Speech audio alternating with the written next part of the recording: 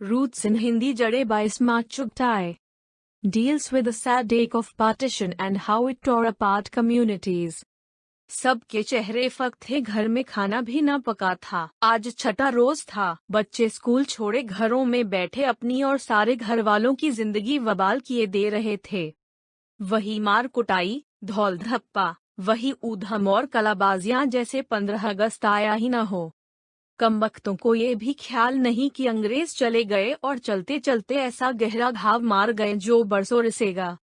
हिंदुस्तान पर अमल जर्राही कुछ ऐसे लुंजे हाथों और घटल नश्तरों से हुआ है कि हजारों शरियानें कट गई हैं। खून की नदियां बह रही हैं, किसी में इतनी सकत नहीं कि टांका लगा सके। कोई और मामूली दिन होता तो कम वक्तों से कहा जाता बाहर काला मुंह करके गदर मचाओ, लेकिन चंद रोज से शहर की फिजा ऐसी गलीज हो रही थी कि शहर के सारे मुसलमान एक तरह से नजरबंद बैठे थे। घरों में ताले पड़े थे और बाहर पुलिस का पहरा था। लिहाजा कलेजे के टुकड़ों को सीने पर कोदों दलने के लिए छोड़ दिया गया। वैसे सिविल लाइंस में अमन ही था जैसा कि आम तौर पर रहता है, ये तो गंदगी वहीं ज्यादा उछलती है। जहाँ 6 बच्चे होते हैं, जहाँ गुर्बत होती है, वहीं जहालत के घूरे पर नाम निहाद मजहब के ढेर बज बजाते हैं। और ये ढेर कुरेदे जा चुके थे। ऊपर से पंजाब से आने वालों की दिन ब दिन बढ़ती हुई तादाद अकलियत के दिल में दहशत बिठा रही थी। गलाजत के ढेर तेजी से कुरेदे जा रहे थे। उफूनत रेंगती रेंगती साफ सुथरी सड़कों पर पहुंच चुकी थी। 2-4 जगह तो खुल्लम मुजाहिरे भी हुए, लेकिन मारवाड़ की रियासतों के हिंदू मुसलमान की इस कदर मिलती जलती मुआशरत है कि उन्हें नाम, सूरत या लिबास से भी बाहर वाले मुश्किल से पहचान सकते हैं। बाहर वाले अकलियत के लोग जो आसानी से पहचाने जा सकते थे, वो तो 15 अगस्त की बू पाकर ही पाकिस्तान की हदूद में खिसक गए थे। रहे रियासत के कदीम बाशिंदे तो न ही उनमें इतनी समझ और न ही उनकी इतनी हैसियत की पाकिस्तान और हिंदुस्तान का दकीक मसला उन्हें कोई बैठ कर समझाता। जिन्हें समझना था वो समझ चुके थे और वो महफूज हो चुके थे।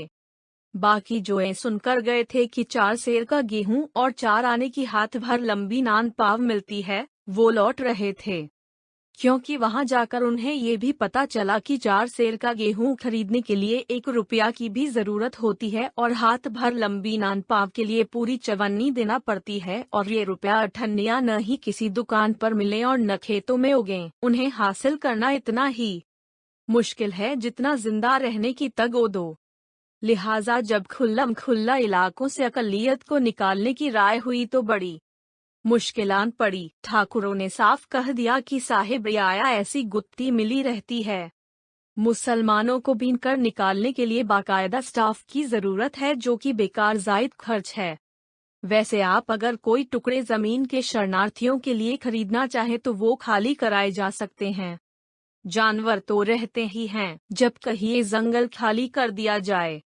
अब बाकी रह गए चंद गिने चुने खानदान, जो या तो महाराजा के चेले चांटों में से थे और जिनके जाने का सवाल न था, या वो जो जाने को तुले बैठे थे, बस बिस्तर बंध रहे थे। हमारा खानदान भी उसी फहरिस्त में आता था। जब तक बड़े भाई अजमेर से न आए थे कुछ ऐसी जल्दी न थी, मगर उन्होंने तो आकर बौखला ही दिया। फिर भी किसी ने ज्यादा अहमियत नहीं दी। वो तो शायद किसी के कान पर जूं नरेंगती और बरसों असबाब न बंध चुकता। जो अल्लाह भला करे छब्बा मियाँ का वो पैंतरा न चलते। बड़े भाई तो जाने ही वाले थे, कह कह कर हार गए थे। तो मियाँ छब्बा ने क्या किया कि एकदम स्कूल की दीवार पर पाकिस्तान जिंदाबाद लिखने का फैसला कर लिया।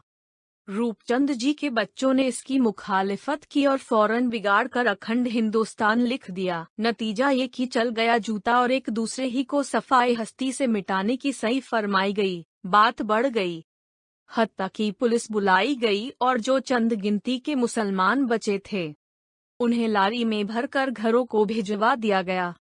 अब सुनिए कि जूं ही बच्चे घर में आए, हमेशा हैजाता उनके सपुर्द करने वाली माएं ममता से बेकरार होकर दौड़ीं और उन्हें कलेजे से लगा लिया गया। और कोई दिन होता और रूपचंद जी के बच्चों से छब्बा लड़कर आता तो दुल्हन भाभी उसकी वो जूतियों से मरहम पट्टी करती कि तौबा भली, और उठाकर उन्हें रूपचंद जी के पास भेज दिया जाता कि पिलाए उसे एंडी का तेल और कुनैन का मिक्सचर। क्योंकि रूपचंद जी हमारे खानदानी डॉक्टर ही नहीं, अब्बा के पुराने दोस्त थे। डॉक्टर साहिब की दोस्ती अब्बा से, उनके बेटियों की भाइयों से, बहुओं की हमारी भावजों से और नई पौध से आपस में दांत काटी रोटी की थी। दोनों खानदानों की मौजूदा 3 पीढ़ियां एक दूसरे से ऐसी घुली मिली थीं कि शुबह भी न था कि हिंदुस्तान की तकसीम के बाद इस मोहब्बत में फूट पड़ जाएगी। हालांकि दोनों खानदानों में मुस्लिम लीगी, कांग्रेसी और महासभाई मौजूद थे और मजहबी और सियासी बहसें भी जम कर होती, मगर ऐसे ही जैसे फुटबॉल या क्रिकेट मैच होते हैं। इधर अब्बा कांग्रेसी थे तो उधर डॉक्टर साहिब और बड़े भाई लीगी थे, तो उधर ज्ञानचंद महास भाई, इधर मजले भाई कम्युनिस्ट थे तो उधर गुलाब चंद सोशलिस्ट, और फिर उसी हिसाब से मर्दों की बीवियां और बच्चे भी उसी पार्टी के थे। आमतौर पर जब मचीटा होता तो कांग्रेस का पल्ला भारी पड़ता, कम्युनिस्ट सोशलिस्ट भी गालियां खाते, मगर कांग्रेस में ही घुस पड़ते रह जाते महास भाई और लीगी, ये दोनों हमेशा साथ देते, गो वो एक दूसरे के दुश्मन होते, फिर भी दोनों मिलकर कांग्रेस पर हमला करते। लेकिन इधर कुछ साल से मुस्लिम लीग का जोर बढ़ता गया और उधर महासभा का। कांग्रेस का तो बिल्कुल पड़ा हो गया। बड़े भाई की सिपाह सालारी में घर की सारी नई पौध सिवाय 2 एक गैर जानिबदार किस्म के कांग्रेसियों को छोड़कर नेशनल गार्ड की तरह डट गई। उधर ज्ञानचंद की सरदारी में सेवक सिंह का छोटा सा दल डट गया, मगर दोस्ती और मोहब्बत में फुतूर न आया। अपने लल्लू की शादी तो मुन्नी ही से करूंगा, महास भाई ज्ञानचंद मुन्नी के लीगी बाप से कहते। सोने की पाजेब लाऊंगा, यार मुलम्मा की न ठोक देना, यानी बड़े भाई ज्ञानचंद की साहूकारी पर हमला करते हैं। और इधर नेशनल गार्ड दीवारों पर पाकिस्तान जिंदाबाद लिख देते और सेवा सिंह का दल उसे बिगाड़कर अखंड हिंदुस्तान लिख देता। ये उस वक्त का जिक्र है जब पाकिस्तान का लेन देन एक हंसने हंसाने का मशगला था। अब्बा और रूपचंद जी ये सब कुछ सुनते और मुस्कुराते और सारे एश को एक बनाने के मंसूबे बांधने लगते। अम्मा और चाची सियासत से दूर धनिये हल्दी और बेटियों के जहेजों की बातें किया करती और बहुएं एक दूसरे के फैशन चुराने की ताक में लगी रहती। नमक मिर्च के साथ साथ डॉक्टर साहिब के यहाँ से दवाएं भी मंगवाई जाती। रोज किसी को छींक आई और दौड़ा डॉक्टर साहिब के पास, या जहाँ कोई बीमार हुआ और अम्मा ने दाल भरी रोटी या दही बड़े बनवाने शुरू किए और डॉक्टर साहिब से कहलवा दिया कि खाना हो तो आ जाइए। अब डॉक्टर साहिब अपने पोतों का हाथ पकड़े आन पहुँचे। चलते वक्त बीवी कहती, खाना न खाना, सुना हूँ तो फिर फीस कैसे वसूल करूँ? देखो जी लाला और चुनी को भेज देना। हाय राम, तुम्हें तो लाज भी नहीं आती, चाची बड़बड़ाती। मजा तो जब आता जब कभी अम्मा की तबीयत खराब हो जाती, अम्मा कांप जाती। न भाई, मैं उस मसखरे से इलाज नहीं कराऊंगी, मगर फिर घर के डॉक्टर को छोड़कर कौन शहर से बुलाने जाता। लिहाजा सुनते ही डॉक्टर साहिब दौड़े आते। अकेली अकेली पुलाव जदे उड़ाओगी तो आप बीमार पड़ोगी, वो जलाते। जैसे तुम खाओ हो वैसे ही औरों को समझते हो। अम्मा पर्दे के पीछे से भरनाती, अरे ये बीमारी का तो बहाना है, भाभी तुम वैसे ही का हलवा दिया करो, मैं आ जाया करूँगा, ये ढोंग काहे को रचाती हो। वो आंखों में शरारत जमा करके मुस्कुराते और अम्मा जलकर हाथ खींच लेती और सलवाते सुनाती। अब्बा मुस्कुरा कर रह जाते। एक मरीज को देखने आते तो सारे घर के मर्द उठ खड़े होते। कोई अपना पेट लिए चला आ रहा है तो किसी की फुंसी छिल गई, किसी का कान पक रहा है तो किसी की नाक सूजी हुई है। क्या मुसीबत है डिप्टी साहिब, एक आध को जहर दे दूंगा। क्या मुझे सलोत्री समझा है कि दुनिया भर के जानवर टूट पड़े। वो मरीजों को देखते जाते और बड़बड़ाते जाते, और जहाँ कोई नए बच्चे की आमद की इत्तला हुई, वो जुमला सामान तखलीक को गालियां देने लगते। हूँ मुफ्त का डॉक्टर है, पैदा किए जाओ कमबख्त के सीने पर कोदों दलने के लिए। मगर जूं ही दर्द शुरू होता वो अपने बरामदे से हमारे बरामदे के चक्कर काटने लगते, चीख चिंगाड़ से सबको बौखला देते। मोहल्ले टोले वालियों का आना दुश्वार, बनने वाले बाप के आते जाते तड़ातड़ चपतें और जुर्रत हमकाना पर फटकारें। पर जूं ही बच्चे की पहली आवाज उनके कान में पहुंचती वो बरामदे से दरवाजे पर और दरवाजे से कमरे के अंदर आ जाते और उनके साथ साथ अब्बा भी बावले होकर आ जाते। औरतें कोसती पीटती पर्दे में हो जाती। जच्चा की नब्ज देखकर वो उसकी पीठ ठोंकते, वाह मेरी शेरनी, और बच्चे का नाल काट कर नहलाना शुरू कर देते। वालिद साहिब घबरा घबरा कर फूहड़ नर्स का काम अंजाम देते। फिर अम्मा चिल्लाना शुरू कर देती, लो गजब खुदा का, ये मर्दुए हैं कि जच्चा खाने में पिले पड़ते हैं। और मुआमले की नजाकत को महसूस करके दोनों डांट खाए हुए बच्चों की तरह भागते बाहर।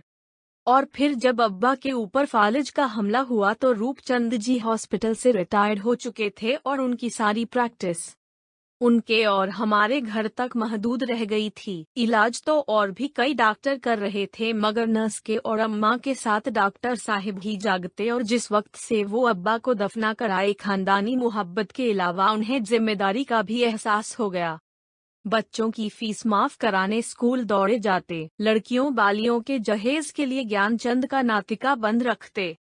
घर का कोई खास काम बगैर डॉक्टर साहिब की राय के न होता। पश्चिमी बाजू को तुड़वाकर जब 2 कमरे बढ़ाने का सवाल उठा तो डॉक्टर साहिब ही की राय से दबा दिया गया। इससे तो ऊपर 2 कमरे बढ़वा लो, उन्होंने राय दी और उस पर अमल हुआ। मज्जन FA में साइंस लेने को तैयार न था। डॉक्टर साहिब जूता लेकर पिल पड़े, मुआमला तय हो गया। फरीदा मियाँ से लड़कर घर आन बैठी। डॉक्टर साहिब के पास उसका मियाँ पहुँचा और दूसरे दिन उसकी मंजली बहू शीला जब ब्याह कराई तो दाई का झगड़ा भी खत्म हो गया। बेचारी अस्पताल से भागी आती, फीस तो दूर की चीज है ऊपर से छठे दिन कुर्ता टोपी लेकर आती। पर आज जब छब्बा लड़कर आए तो उनकी ऐसी आओ भगत हुई जैसे मर्द गाजी मैदान मार कर आया है। सबने ही उसकी बहादुरी की तफसील पूछी और बहुत सी जबानों के आगे सिर्फ अम्मा की जबान गूंग रही। आज से नहीं वो 15 अगस्त से जब डॉक्टर साहिब के घर पर तिरंगा झंडा और अपने घर पर लीग का झंडा लगा था, उसी दिन से उनकी जबान को चुप लग गई थी। उन 2 झंडों के दरमियान मीलों लंबी चौड़ी खलीज हाइल हो गई, जिसकी भयानक गहराई को वो अपनी गमगीन आंखों से देख देख कर लर्जा करती। फिर शरणार्थियों का गलबा हुआ। बड़ी बहू के मैके वाले भावलपुर से माल लुटाकर और बमुश्किल जान बचाकर जब आए तो खलीज का दहाना चौड़ा हो गया। फिर रावलापिंडी से जब निर्मला के ससुराल वाले नीम मुर्दा हालत में आए तो उस खलीज में अजदहे फुनकारे मारने लगे। जब छोटी भाभी ने अपने बच्चे का पेट दिखाने को भेजा तो शीला भाभी ने जल्दी से नौकर को भगा दिया और किसी ने भी इस मामले पर बहस मुबाहिसा नहीं किया। सारे घर के मर्ज एकदम रुक गए। बड़ी भाभी तो अपने हिस्टीरिया के दौरे भूलकर लपाझपस बाब बांधने लगी। मेरे ट्रंक को हाथ न लगाना, अम्मा की जबान आखिर को खुली और सब हक्का बका रह गए। क्या आप नहीं जाएंगी? बड़े भैया तुर्शी से बोले। नौजमुई में सिंधनों में मरने जाऊं, अल्लाह हमारियां बर के पाजामे फड़काती फिरे हैं। तो संजले के पास ढाका चली जाइए। वो ढाका काहे को जाएंगी? कहीं की मूडी काटे बंगाली तो चावल हाथों से लिसेड़ लिसेड़ के खावे हैं। संजले की सास ममानी भी ने ताना दिया, तो रावलापिंडी चलो फरीदा के यहाँ। खाला बोली, तोबा मेरी, अल्लाह पाक पंजाबियों के हाथों किसी की मिट्टी पलीद न कराए। मिट गई दोस्तियों की तो जबान बोले हैं, आज तो मेरी कम सुखन अम्मा पटापट बोले चली। ए बुआ, तुम्हारी तो वही मसल हो गई कि ऊंचे की नीचे भैरिये के पेड़ तले। बेटी तेरा घर न जानो। ए बी, ये कट्टू गिलहरी की तरह गमजा मस्तियाँ की बादशाह ने बुलाया। लो भाई झमझम करता हाथी भेजा की चकचकिए तो काला काला की घोड़ा भेजा चकचकिए तो लाते झाड़े की। बावजूद की फिजा मुकद्दर सी थी फिर भी कहकहा पड़ गया। मेरी अम्मा का मुंह और फूल गया। क्या बच्चों की सी बातें हो रही हैं? नेशनल गार्ड के सरदार आला बोले, जिनका सर ना पैर, क्या इरादा है यहाँ रहकर कट मरे? तुम लोग जाओ, अब मैं कहाँ जाऊंगी? मेरा आखिरी वक्त। तो आखिरी वक्त में काफिरों से गत बनवाओगी? खाला भी पोटलियां गिनती जाती हैं और पोटलियों में से सोने चांदी के जेवर से लेकर हड्डियों का मंजन, सूखी मेथी और मुल्तानी मिट्टी तक थी। उन चीजों को वो ऐसे कलेजे से लगाकर ले जा रही थीं गोया पाकिस्तान का स्टर्लिंग बैलेंस कम हो जाएगा। 3 दफा बड़े भाई ने जलकर उनकी पुराने रोहड़ की पोटलियां फेंकी, पर वो ऐसी चिंगारी गोया ये दौलत न गई तो पाकिस्तान गरीब रह जाएगा। और मजबूरन बच्चों के मौत में डूबी हुई गदेलों की रुई के पुलंदे बांधने पड़े। बर्तन बोरौन में भरे गए, पलंगों की पाए पटिया खोलकर झलंगों में बांधी गई और देखते ही देखते जमा जमाया घर टेढ़ी मेढ़ी गठरियों और बच्चों में तब्दील हो गया। तो सामान के पैर लग गए हैं और कुलांचे भरता फिरता है, जरा सुस्ताने को बैठा है और फिर उठकर नाचने लगेगा। पर अम्मा का ट्रंक जूं का तूं रखा रहा। आपका इरादा यहाँ मरने का है तो कौन रोक सकता है, भाई साहिब ने आखिर में कहा। और मेरी मासूम सूरत की भोली सी अम्मा भटकती आंखों से गदले आसमान को तकती रहीं, जैसे वो खुद अपने आप से पूछती हों, कौन मार डालेगा और कब। अम्मा तो सठिया गई हैं, इस उम्र में अकल ठिकाने नहीं। मंझले भाई कान में खुसफुसाए, क्या मालूम उन्हें कि काफिरों ने मासूमों पर तो और जुल्म ढाए हैं। अपना वतन होगा तो जान ओ माल का तो इत्मीनान रहेगा। अगर मेरी कमसुखन अम्मा की जबान तेज होती तो वो जरूर कहती, अपना वतन है किस चिड़िया का नाम। लोगों बताओ तो वो है कहाँ अपना वतन, जिस मिट्टी में जन्म लिया, जिसमें लोटपोट कर बढ़े पले, वही अपना वतन न हुआ तो फिर जहाँ 4 दिन को जाकर बस जाओ वो कैसे अपना वतन हो जाएगा। और फिर कौन जाने वहाँ से भी कोई निकाल दे, कहे जाओ नया वतन बसाओ। अब यहाँ चिराग ये सहरी बनी बैठी हूँ। एक नन्हा सा झोंका आया और वतन का झगड़ा खत्म। और ये वतन उजाड़ने और बसाने का खेल कुछ दिलचस्प भी तो नहीं। एक दिन था मुगल अपना वतन छोड़कर नया वतन बसाने आए थे, आज फिर चलो वतन बसाने। वतन न हुआ पैर की जूती हो गई। जरा तंग पड़ी उतार पैंकी, दूसरी पहन ली, मगर वो खामोश रहीं और उनका चेहरा पहले से ज्यादा थका हुआ मालूम होने लगा, जैसे वो सदियों से वतन की खोज में खाक छानने के बाद थक कर आन बैठी हों और इस तलाश में खुद को भी खो चुकी हों। सराय पैर गए, मगर अम्मा अपनी जगह पर ऐसे जमी रहीं जैसे बड़ के पेड़ की जड़ आंधी तूफान में खड़ी रहती है। पर जब बेटे बेटियां, बहुएं दामाद, पोते पोतियां, नवासे नवासियां, पूरा का पूरा काफिला बड़े फाटक से निकलकर पुलिस की निगरानी में लारियों में सवार होने लगा तो उनके कलेजे के टुकड़े उड़ने लगे। बेचैन नजरों से उन्होंने खलीज के उस पार बेकसी से देखा। सड़क बीच का घर इतना दूर लगा जैसे दौरे उफुक पर कोई सरगर्दा बादल का लुक्का। रूपचंद जी का बरामदा सुनसान पड़ा था। 2-1 बार बच्चे बाहर निकले मगर हाथ पकड़कर वापस घसीट लिए गए। पर अम्मा की आंसू भरी आंखों ने उन आंखों को देख लिया जो दरवाजों की झुर्रियों और चक्कों के पीछे नमनाक हो रही थी। जब लारियां धूल उड़ाकर काफिले को ले सिधारी तो एक बाएं तरफ की मुर्दा हिस्स ने सांस ली। दरवाजा खुला और बोझल कदमों से रूपचंद जी चोरों की तरह सामने के खाली ढंढार घर को ताकते निकले और थोड़ी देर तक गुबार के बगुले में बिछड़ी हुई सूरतों को ढूंढते रहे और फिर उनकी नाकाम निगाहें मुजरिमाना अंदाज में उजड़े दैर में भटकती हुई वापस जमीन में धंस गईं। जब सारी उम्र की पूंजी को खुदा के रहम व करम के हवाले करके अम्मा ढंढार सेहन में आकर खड़ी हुई तो उनका बूढ़ा दिल नन्हे बच्चे की तरह सहम कर कुम्हला गया, जैसे चारों तरफ से भूत आकर उन्हें दबोच लेंगे। चकरा कर उन्होंने खंबे का सहारा लिया। सामने नजर उठी तो कलेजा उछल कर मुंह को आया। यही तो वो कमरा था जिसे दूल्हा की प्यार भरी गोद में लौंग कर आई थी। यही तो कमसिन खौफजदा आंखों वाली भोली सी दुल्हन के चांद से चेहरे पर से घूंघट उठा। जिंदगी भर की गुलामी लिख दी थी। वो सामने बाजू के कमरे में पहलौठी की बेटी पैदा हुई थी और बड़ी बेटी की याद एकदम से हुक बनकर कलेजे में कौंध गई। वो कोने में उसका नाल गड़ा था। एक नहीं 10 नाल गड़े थे और 10 रूहों ने यही पहली सांस ली थी। 10 गोश्तो पोस्त की मूर्तियों ने, 10 इंसानों ने इसी मुकद्दस कमरे में जन्म लिया था। इस मुकद्दस कोख से जिसे आज वो छोड़कर चले गए थे।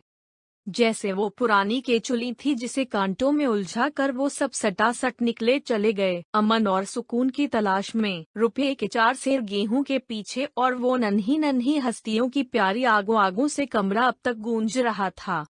लपक कर वो कमरे में गोद फैला कर दौड़ गईं। फिर उनकी गोद खाली थी, वो गोद जिसे सुहागने तकद्दुस से छूकर हाथ कोख को लगाती थी। आज खाली थी। कमरा बड़ा भयंकर रहा था। दहशतज़दा होकर वो लौट पड़ी, मगर छूटे हुए तखय्युल के कदम न लौटा सकीं।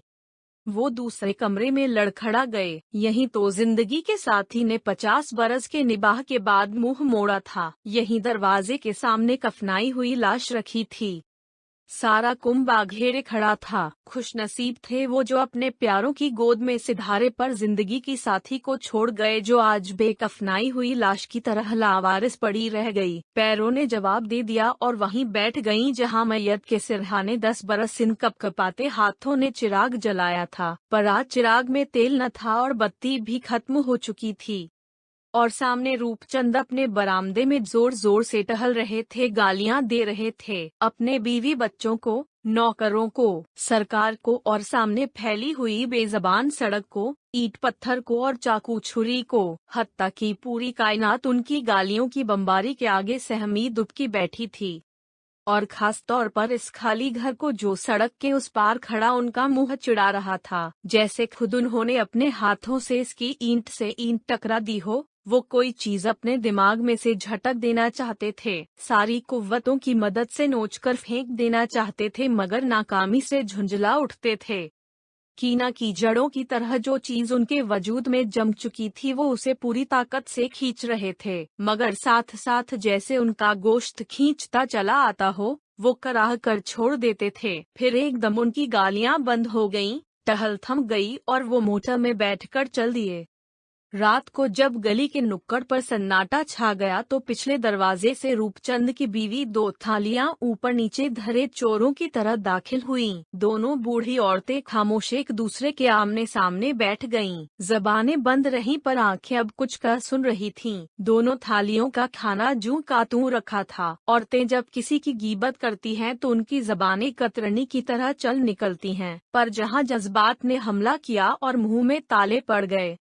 रात भर न जाने कितनी देर परेशानियां अकेला पाकर शब खून मारती हैं, न जाने रास्ते ही में तो सब न खत्म हो जाएंगे। आजकल तो इक्का दुक्का नहीं, पूरी पूरी रेलें कट रही हैं। 50 बरस खून से सींच कर खेती तैयार की और आज वो देश निकाला लेकर नई जमीन की तलाश में। उफ्ताओं खीजा चल पड़ी थी। कौन जाने नई जमीन उन पौधों को रासाए न आए, कुमला तो न जाएंगे ये गरीबुल वतन पौधे। छोटी बहू तो अल्लाह रखे अनगिना महीना है, न जाने किस जंगल में जच्चा खाना बने। घर बार, नौकरी, व्यापार सब कुछ छोड़कर चल पड़े हैं। नए वतन में चील कव्वों ने कुछ छोड़ा भी होगा, या ये मुंह तकते ही लौट आएंगे, और जो लौट कर आएंगे और जो लौट कर आए तो फिर से जड़ें पकड़ने का भी मौका मिलेगा या नहीं। कौन जाने ये बूढ़ा ठूंठ बहार के लौटाने तक जिंदा भी रहेगा कि नहीं। घंटों सड़न बावलियों की तरह दीवार पाखों से लिपट लिपट कर न जाने क्या बकती रहीं, फिर शैल होकर पड़ गईं। नींद कहाँ। सारी रात बूढ़ा जिस्म, जवान बेटियों की कटी फटी लाशें, 9 उम्र बहुओं के बहना जलूस और पोतो नवासों के चीथड़े उड़ते देख देख कर थराता रहा। न जाने कब गफलत ने हमला कर दिया कि एकदम ऐसा मालूम हुआ कि दरवाजे पर दुनिया भर का गदर ढह पड़ा है। जान प्यारी न सही, पर बिना तेल का दिया भी बुझते वक्त कांप तो उठता ही है, और फिर सीधी सादी मौत ही क्या बेरहम होती है जो ऊपर से वो इंसान का भूत बन कर आए। सुना है बूढ़ियों तक को बाल पकड़कर सड़कों पर घसीटते हैं, यहाँ तक कि खाल छिलकर हड्डियां झलक आती हैं, और फिर वहीं दुनिया के वो अजाब नाजिल होते हैं जिनके ख्याल से दोज़ख के फरिश्ते भी जर्द पड़ जाएं। दस्तक की घन गरज बढ़ती जा रही थी। मलकुल मौत को जल्दी पड़ी थी न। और फिर आप सारी चटखनियां खुल गईं, बत्तियां जल उठीं, जैसे दूर कुएं की तह से किसी की आवाज आई। शायद बड़ा लड़का पुकार रहा था। नहीं, ये तो छोटे और संजले की आवाज थी, दूसरी दुनिया के मादूम से कोने से। तो मिल गया सबको वतन इतनी जल्दी। समझला। उसके पीछे छोटा साफ तो खड़े थे, गोदों में बच्चों को उठाए बहुएं। फिर एकदम से सारा घर जी उठा, सारी रूहें जाग उठीं और दुखियारी माँ के गिर्द जमा हो गईं। छोटे बड़े हाथ प्यार से छूने लगे। एकदम से खुश्क होंठ में नन्ही नन्ही कोपलें फूट निकलीं। वफूरें मसरत से सारे हवास तितर बितर होकर तारीकी में भंवर डालते डूब गए। जब आंख खुली तो नब्ज पर जानी पहचानी उंगलियां रेंग रही थीं। अरे भाभी, मुझे वैसे ही बुला लिया करो, चला आऊंगा। ये ढोंग काहे को रचाती हो, रूपचंद जी पर्दे के पीछे से कह रहे थे। और भाभी, आज तो फीस दिलवा दो, देखो तुम्हारे नालायक लड़कों को लोनी जंक्शन से पकड़ कर लाया हूँ। भागे जाते थे बदमाश कहीं के, पुलिस सुपरिंटेंडेंट का भी एतबार नहीं करते थे। फिर बूढ़े होंठ में कोपलें फूट निकलीं, वो उठ कर बैठ गईं। थोड़ी देर खामोशी रही, फिर दो गर्म गर्म मोती लुढ़क कर रूपचंद जी के झुर्रियोंदार हाथ पर गिर पड़े। सारांश का अंत। धन्यवाद।